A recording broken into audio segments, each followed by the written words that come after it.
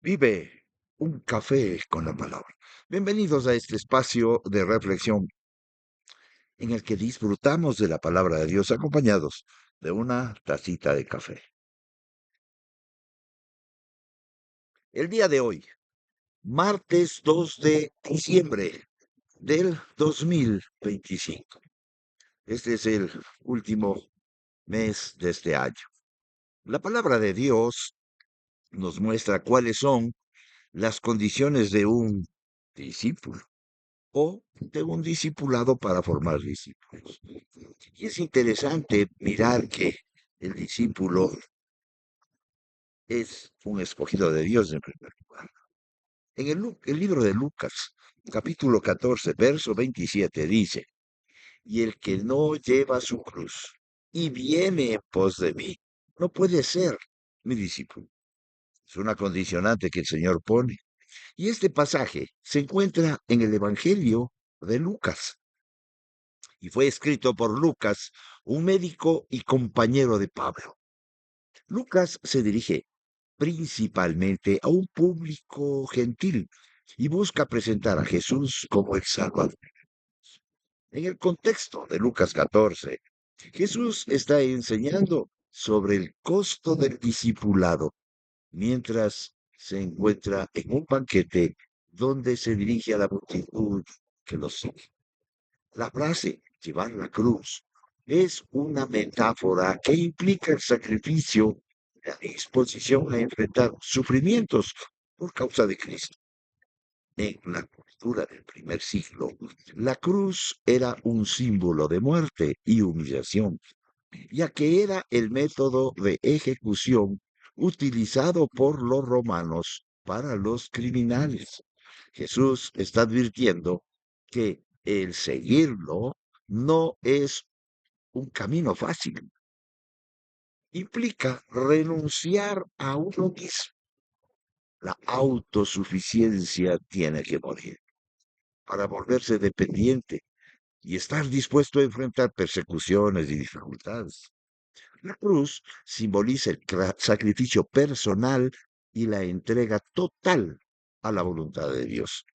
Llevar la cruz implica una transformación interna donde el discípulo debe morir a su ego y deseos personales para vivir en obediencia absoluta a Cristo.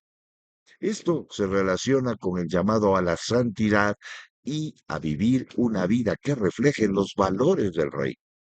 La palabra cruz en griego es stauros, que se refiere a un instrumento de tortura y ejecución. Este término evoca no solo la muerte física, sino también el sufrimiento y la carga que conlleva el discípulo. El apóstol Pablo, bajo inspiración divina, en Filipenses capítulo 3, verso 8, habla de considerar las cosas como pérdida por la excelencia del conocimiento de Cristo, lo que refleja el costo del discípulo.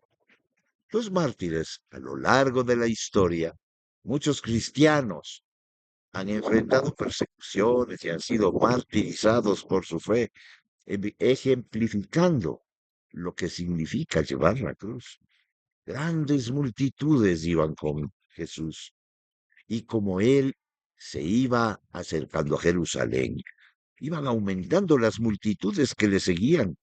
Entre este inmenso número de gente había discípulos sinceros. Otros se habían agregado por egoísmo y estaban interesados en cualquier ventaja que él pudiera proporcionarles. Son enemigos empeñados en su destrucción. La secuela nos demuestra claramente que los del primer grupo eran el grupo más pequeño que los otros dos.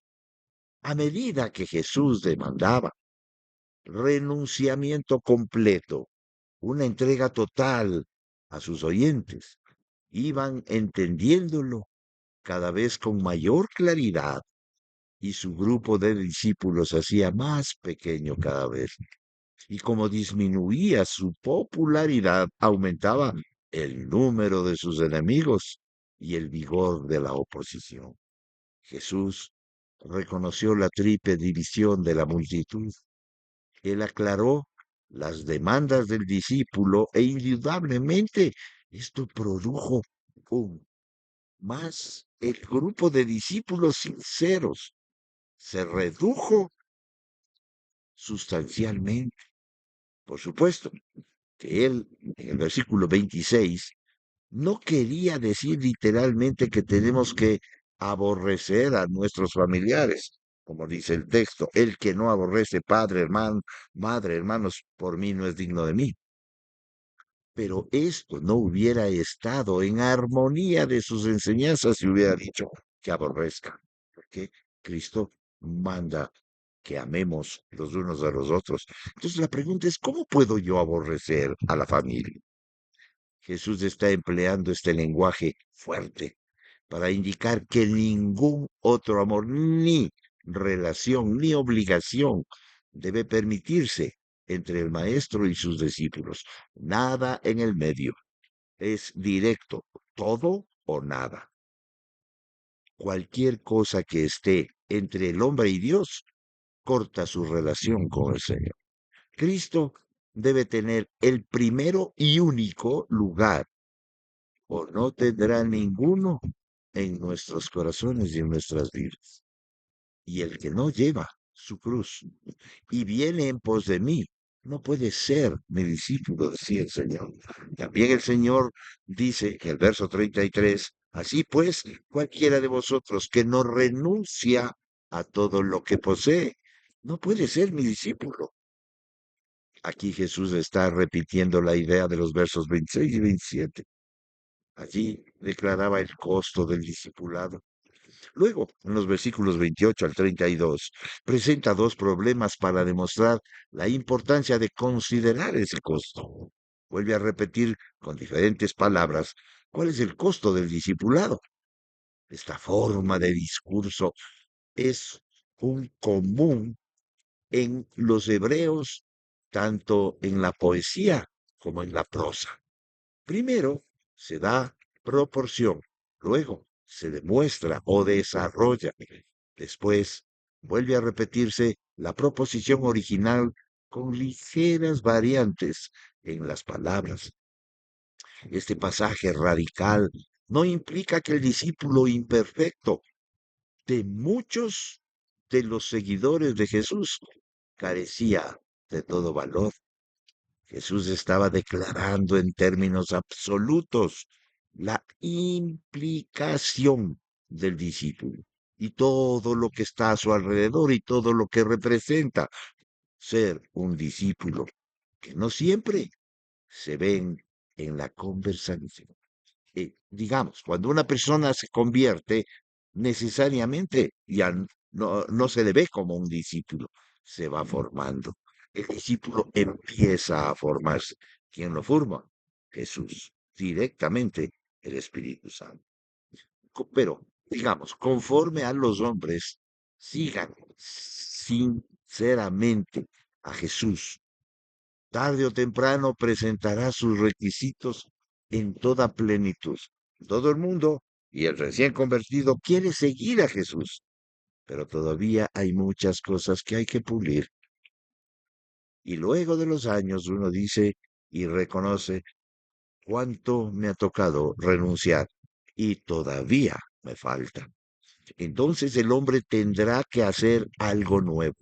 O confirma su primera postura o procura perfeccionar su discipulado, pagando todo el precio, o comienza a evadirle, esquivarle. Por fin, ya no da más con él. Todos los creyentes alcanzan tarde o temprano una segunda crisis mayor para esta decisión.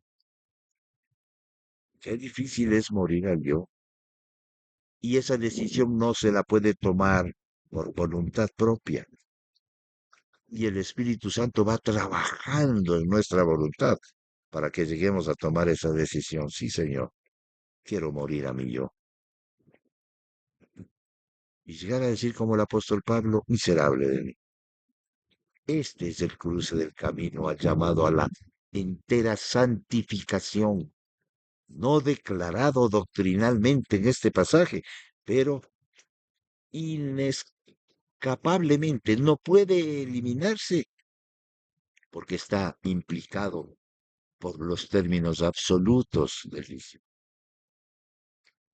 Debemos reflexionar. Las palabras de Jesús son sencillas, pero llevan un peso eterno.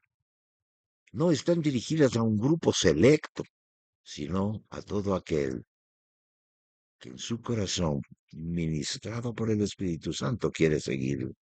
Jesús no oculta las demandas del discipulado, al contrario, las coloca frente al llamado. Primero, seguir a Cristo implica renuncia. La cruz no se refiere a las dificultades comunes, ni a las circunstancias difíciles que pasamos, sino a la decisión voluntaria, diríamos motivada por el Espíritu Santo, de morir al yo, a los propios deseos, ambiciones y derechos que creemos tener. Jesús nos invita a dejar de ser el centro y permitir que Jesús gobierne cada área de nuestra vida. En segundo lugar, el discipulado auténtico cuesta. Jesús nunca prometió que el camino es fácil, pero sí uno que es glorioso. La cruz implica costo, costo de obedecer cuando es difícil, costo de sacrificarse por amor a otros, costo de mantenerse fiel en un mundo contrario a Cristo. Quien evita el costo, evita también la madurez espiritual. En tercer lugar, la cruz no es un fin, es un camino. Jesús no nos pide cargar algo que él mismo no llevó. Nuestra cruz nos une a su camino, nos forma, nos purifica, nos acerca a su corazón. El camino de la cruz es duro, pero siempre termina en resurrección. En cuarto lugar, seguirle vale infinitamente más. La renuncia que Jesús demanda nunca es mayor a la gracia que Él ofrece. Perdemos lo que no puede darnos vida para ganar lo que es la vida. En Lucas 25, 14, 27 nos llama a una reflexión profunda sobre lo que significa ser un verdadero discípulo de Cristo, enfatizando la necesidad de un compromiso total y la disposición a enfrentar cualquier adversidad por amor a Él. ¿A qué parte de nuestra vida nos estamos aferrando y que Jesús nos llama a rendirle? ¿Confiamos en la cruz? ¿La debemos cargar con fe, sabiendo que Él camina con nosotros? ¿Estamos siguiendo a Cristo solo cuando es conveniente o también cuando cuesta? Reflexionemos sobre esas preguntas y permítanme hacer una oración. Amado Dios y Padre nuestro, que estás en los cielos, y tu Espíritu mora en nuestro corazón. Enséñanos a morir al yo y tomar esa cruz cada día. Ayúdanos a renunciar a todo lo que implica el estar en contra de ti, por nuestro ego, por nuestras situaciones de autosuficiencia, o por el conocimiento inclusive del texto bíblico.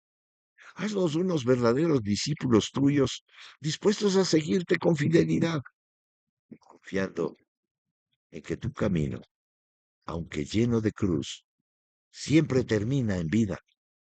Te lo pedimos en el nombre que es sobre todo nombre, Jesucristo, nuestro Señor y Salvador. Amén. Qué buen tiempo es de estar en la palabra del Señor. Y será hasta la próxima. Vive un café con la palabra, si así el Señor lo permite. Hasta pronto.